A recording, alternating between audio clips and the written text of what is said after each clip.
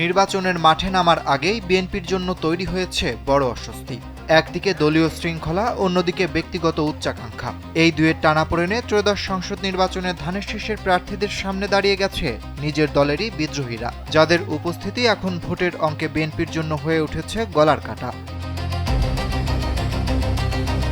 দলের সিদ্ধান্তের বাইরে গিয়ে নির্বাচনে অংশ না নেওয়ার বিষয়ে শুরু থেকেই কঠোর অবস্থান নেয় বিএনপি।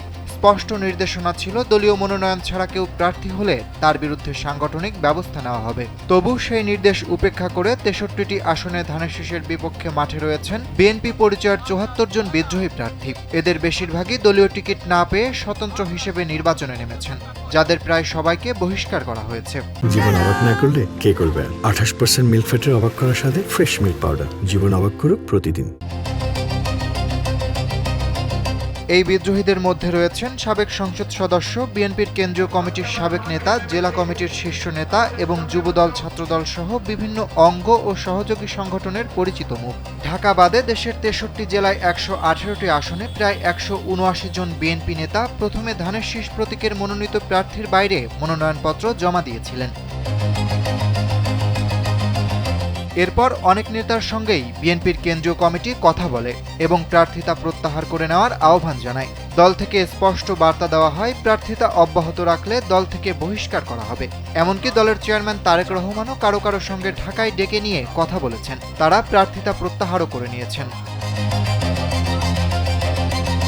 বিএনপির কেন্দ্রীয় নির্বাচন পরিচালনা কমিটির মুখপাত্র মাহাদি আমিন বলেন, আমরা অবশ্যই চাইব পুরো দল এক হয়ে ধানের শীষের কাণ্ডারির জন্য সর্বোচ্চ আন্তরিকতা নিয়ে কাজ করবেন। যারা এটি করবেন না, তাদের বিরুদ্ধে অবশ্যই দল সাংগঠনিক ব্যবস্থা নেবে।